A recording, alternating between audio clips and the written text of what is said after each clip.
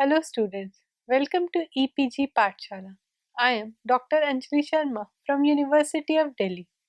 Today we are going to talk on module Microbial Fuel Cells for Azodide Treatment under the paper Energy Related Materials. So after completing this module, you should be able to understand the microbial fuel cells for azodide treatment, microbes used in microbial fuel cells, setup and operation of MFCs, their cell performance, effect of concentration of dye on decolorization activity and electricity generation, effect of pH and dye structure on decolorization activity and electricity generation.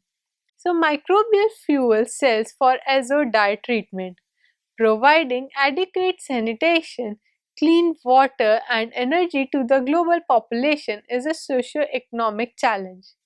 Renewable and clean forms of energy are one of the society's greatest need with the advent of electronic gadgets, which are becoming part of our life as daily needs. So researchers are working on addressing these human needs. Microbial fuel cells or MFC technologies represent one of the newest approach for generating electricity or known as bioelectricity from biomass using bacteria. While the first observation of electrical current generated by bacteria is generally credited to Potter in 1911, very few practical advances were achieved in this field even 55 years later. Such devices can convert organic matter to electricity using microorganisms as biocatalyst. In this reactor, microbes in the anode compartment oxidize substrates, generating electrons and protons. Electrons are transferred to cathode through an external circuit and protons through the internal membranes. Electrons and protons are consumed in the cathode, reducing oxygen. So, in contrast to conventional fuel cells, MFCs can generate electricity directly from various substrates at mild reaction conditions with environmental benignancies. However, experiments that were conducted required the use of chemical mediators or electron shuttles which could carry electrons from inside the cell to exogenous electrodes. The breakthrough in MFCs occurs in 1999 when it was recognized that the mediators did not need to be added. The need for the exogenous mediator for electron transfer limits the practical application of MFC due to the intoxicity and the instability of the materials. However, the significant discovery of the ability of a number of electrochemically active bacteria to transfer electrons from inside the cell membrane to the insoluble electrode with a mediator renders the MFC a viable technology for generating sustainable energy. MFCs were also considered for use in treating water waste. Municipal wastewater contains a multitude of organic compounds that can fuel MFCs. The amount of power generated by MFCs in the wastewater treatment process can potentially halve the electricity needed in a conventional treatment process that consumes a lot of electric power orient activated sludges. Additionally, MFCs yield 50 to 90% less solids to be disposed of, and organic molecules such as acetate, propionate, butyrate can be thoroughly broken down to CO2 and H2O. A hybrid incorporating both electrophiles and endotrophiles are especially suitable for wastewater treatment because more organics can be biodegraded by a variety of organics. MFCs were certain using microbes have a special ability to remove sulfides as required in wastewater management. MFCs can enhance the growth of bioelectrochemically activated microbes during wastewater treatment and thus have good operational stabilities. Continuous flow and single compartment MFCs and membrane-less MFCs are favored for wastewater treatment due to concern in scale-up. Recycle and reuse of textile waste have assumed importance in recent past our countries. With the rise in the living standards, the demands for textiles and clothing is expected to grow. Like any other industry, this industry also generates all categories of industrial waste, namely liquid, solids, and gases. Various useful materials can be recovered from these wastes by utilization of new processes. Waste utilization in the textile industry is gaining vital importance in India, as international legislations are also to come up into force in our country. It is estimated that 10 to 15% of these dyes are lost in effluent during the dyeing process. Currently, the discharge of wastewater containing dyes is an important environmental problem. Unnecessary properties of these dyes is that they must be highly stable in light and during washing. They must also be resistant to microbial degradation. Therefore, they are not readily degradable under natural conditions and are typically not removed from wastewater by conventional wastewater treatment systems. Azo dyes, which are aromatic compounds with one or more NN group, are the most commonly used synthetic dyes in commercial applications. Recent studies have shown that azo dyes contribute to mutagenic activity of ground and surface waters polluted by textile effluents. In addition, these discharges into surface water leads to aesthetic problems and obstruct the high penetration and oxygen transfer in waters, hence affecting aquatic life. A range of physiochemical methods exist to remove color from dye containing effluents. They require significant quantities of chemicals and produce notable amounts of sludge, requiring further handling and disposal. Adsorptions and membrane filtration techniques lead to secondary waste streams which need further treatment or disposal. Both advanced oxidation processes and membrane filter methods can be quite effective for color removal but are energy and cost intensive.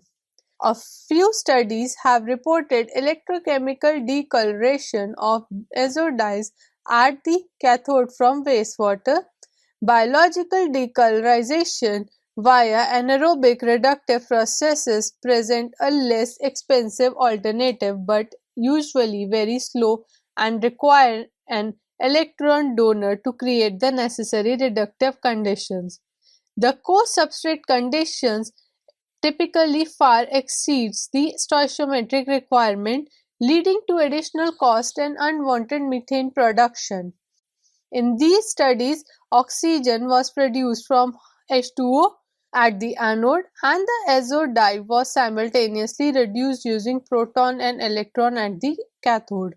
Such a process has potential advantage in terms of versatility, environmental compatibility, and zero chemical usage.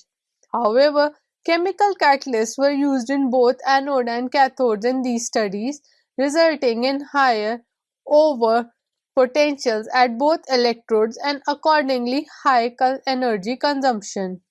Difference between chemical fuel cells and MFCs. The main difference between chemical fuel cells such as hydrogen, oxygen, polymer electrolyte fuel cells and MFCs is that the electricity generation in MFCs arises from the metabolic activity of the microbes. For continuous and long-term operation, MFCs must be run under optimal microbial growth conditions, that is ambient temperature and pressure, electrolytes with a low concentration of ions and near neutral pH.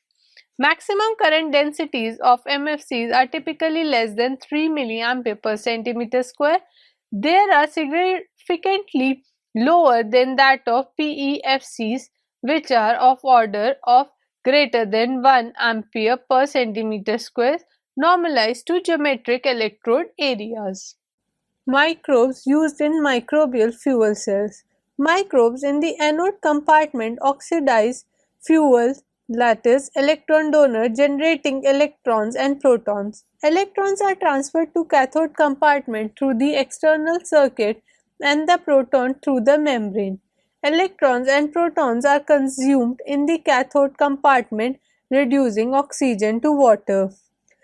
Table on the screen represents a list of different dyes and sources used in microbial fuel cells. Though most of the two identical chamber MFCs are operated with microbial consortium or with an anaerobic sludge from wastewater treatment, an exception was reported with Klebsiella pneumonia strain L17 from substrain forest sediment. In an air cathode, single-chamber MFC anode chamber is inoculated with a mixture of aerobic and anaerobic sludge. The anodic reaction in mediator-less membrane-less MFCs is constructed with Proteus history for simultaneous dye decolorization and bioelectricity generation. Two different enrichment procedures in which glucose and Congo red were added into MFCs subsequently or simultaneously were tested by operating parallel MFCs independently for more than 6 months. Geobacter has been frequently reported to be responsible for power generation in MFC as they can transfer electron directly to an electrode. The existence of Geobacter in the MFC can significantly improve power generation. Therefore, the existence of Geobacter in the MFC with EP2 may be the most possible reason for higher power density produced than MFC with EP1. The presence of sulfate-reducing bacteria of the family D-sulfovibrio could be responsible for both azure-dye decolorization as well as electricity generation under the two different enrichment procedures. Setup and operation of MFCs. An appropriate design is an important aspect in MFCs, and researchers have come up with several designs of MFCs over the years. With improved performance for wastewater treatment, the mode of operation and the component of a typical two-chamber and a single-chamber MFCs are shown in the figure on the screen. In both single and double chamber MFCs, anode and cathode are separated by proton exchange membrane. In the anode membrane, the microorganisms oxidize organic matter under anaerobic conditions, producing electrons and protons. Electron transfer via external circuit to the cathode chamber where electrons, protons and electron acceptors combine to produce water. The MFC concept is possible due to exocellular electron transfer, where electrons are passed on from the organism via different mechanisms to insoluble extracellular electron acceptors, as shown in the figure. Electron transfer to insoluble oxides in anaerobic environment is especially important for sustaining growth of Fe3 and Mn4 respirizing organisms. Several organic dyes, certain antibiotics, quinones, riboflavin, sulfur compound shuttles, and even humic substances can function as exocellular electron mediator, thus facilitating respiration via exocellular electron transfer. These mediators are either artificial or are produced by the microorganism itself. A mediator-less MFC does not require a mediator but instead uses electrochemically active bacteria to transfer electron to the electrode. Certain microbes seems to also possesses another means of transferring electrons directly without the use of mediator, where special conductive pili are utilized called nanowires. In a two-chamber setup, the anode and cathode compartments are separated by an ion selective membrane. allowing proton transfer from anode to cathode and preventing oxygen diffusion to anode chamber. So as shown in the figure, both the anode and cathode chambers can be gas purged. The anode chamber with nitrogen maintains anaerobic condition where the bacteria grow, and the cathode chamber with the air provides oxygen in solution. The cell performance. The ideal performance of an MFC depends on the electrochemical reactions that occur between the organic substrate at lower potential and the final electron acceptor with high potential. Often, the performance of an MFC for dye decolorization is characterized using electrochemical techniques such as cyclic voltammetry, polarization, open circuit voltage measurements, chronopotentiometry, and electrochemical impedance spectroscopy by measuring the COD removal efficiencies and Coulombic efficiency of the MFC. The bioelectrochemical calculations are done based on the procedures outlined by Logan in 2008. The actual cell potential is always lower than the equilibrium potential because of irreversible losses. The potential or the current of an electrode can be measured in a potentiostat in order to study the electrochemical response of the electrode at that specific condition. In MFC experiments, the potentiostatic mode of this instrument is often used as voltammetric test in which the potential of the working electrode, that is anode or cathode, is varied at a certain scan rate. A potentiostat can be operated in a two-electrode setup to obtain the polarization curve or to determine the ohmic resistance using the current interrupt technique. Electricity is generated in an MFC only if the overall reaction is thermodynamically favorable. It is more convenient to evaluate the reaction in terms of the overall cell electromotive force, that is EMF, defined as the potential difference between the cathode and electrode, and it is measured in volts. The cell EMF is a thermodynamic value that does not take into account internal losses. Open circuit voltage or OCV is the cell voltage that can be measured using the chronopotentiometry after some time in the absence of current.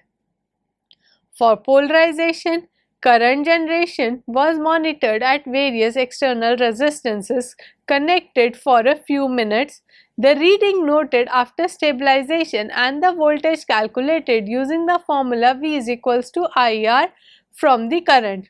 So power is calculating uses P is equals to I into V, where I is in amperes, V is in voltage in millivolts.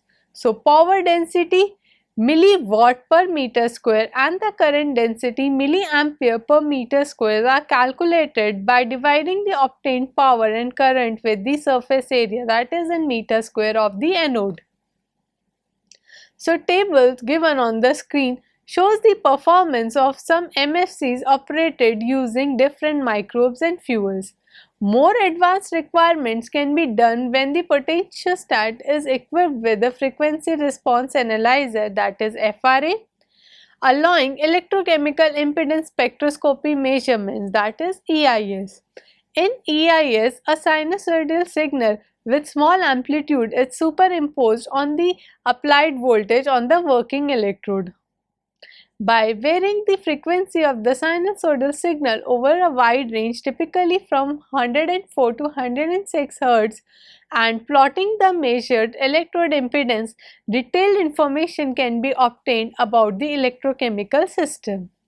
Now, the performance of fuel cell is also evaluated by estimating the substrate or COD removal efficiency and Coulombic efficiency during the operation using the below given equations.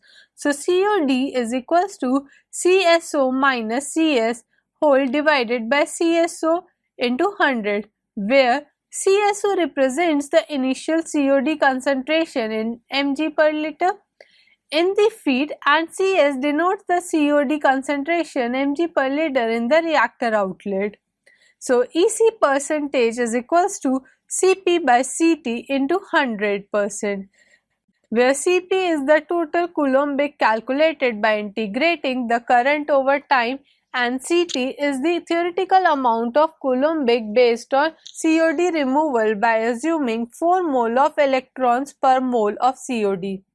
Performance of fuel cell is also determined by calculating decolorization activity using the equations given on screen, and the successful degradation of azo dyes was analyzed by using UV visible spectrophotometer. So DE is equals to CIN minus CEF whole divided by CIN into 100%, and DR is equals to CIN minus CEF into QC divided by NCC, where CIN is the influent dye concentration in millimolar, CEF is the effluent concentration again in millimolar, NCC is the net cathodic compartment, and QC is the influent flow rate of the cathode, that is meter cube per decimeter. In characterizing the performance of a MFC for dye decolorization and electricity generation, the relevant variables are dye concentration, dye structure, pH, external resistance, hydraulic retention time, presence and concentration of co-substrates, microbes and electrode materials. Effect of concentration of dye on decolorization activity and electricity generation. The effect of dye concentration on the performance of MFCs. Their study showed that during the closed circuit operation, decolorization efficiency increased from 78.7 plus minus 0.7% to 35.0 plus minus 2.0%, with increase in the influent dye concentration from 0.19 to 0.70 millimolar. During the closed circuit operation, dye decolorization rate was increased from 2.48 plus minus 0.02 to 4.08 plus minus 0.24 moles per meter cube NCC D inverse, with increase in the influent dye concentration from 0.19 to 0.70 millimolar maintained at constant HRT and pH. The power output increases from 0.31 to 0.60 watt meter cube inverse NCC as the influent AO7 concentration increased from 0.19 to 0.70 mm. A higher dye concentration does not exhibit the decolorization up to 1500 mg per liter in a microfiltration membrane air cathode single chamber microbial fuel cells inoculated with aerobic and anaerobic sludge. At low dye concentration of around 300 to 600 mg per liter, the power generated was not significantly affected, but it severely exhibited the power generation at higher concentration of around 900 to 1500 mg per liter. The dyes not affect the current density significantly at lower concentration, but it severely inhibits the current generation at higher concentration. So, the effect of glucose concentration on color removal. So, when glucose concentration increased from 100 to 4000 mg per liter, dye removal in anodic chamber increased from 42.7% to 77%, and the total dye removal increased from 69.3% to 92.7%. Their results also showed the effect of glucose concentration on electricity production. Power density was decreased at higher glucose concentration, and optimal glucose concentration for electricity production was found to be 1000 mg per liter. Now let us see the effect of pH and dye structure on decolorization activity and electricity generation. Power performance is highly sensitive to the pH of the catholyte.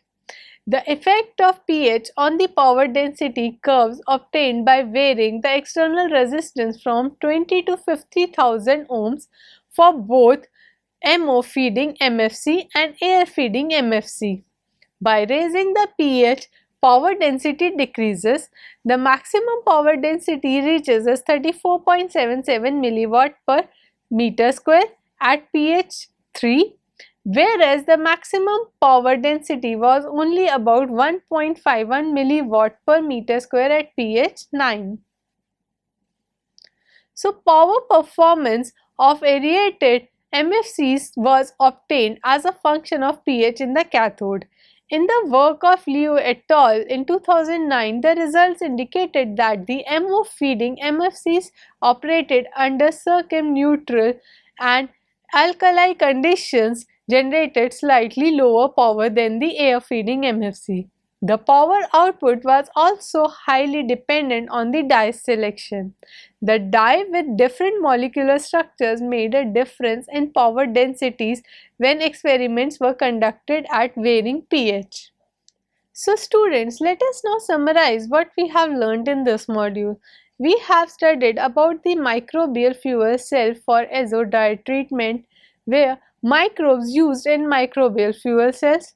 We have seen the setup and operation of MFCs, cell performance, and studied the effect of concentration of dye on decolorization activity and electricity generation, and also studied the effect of pH and dye structure on decolorization activity and electricity generation. Thank you.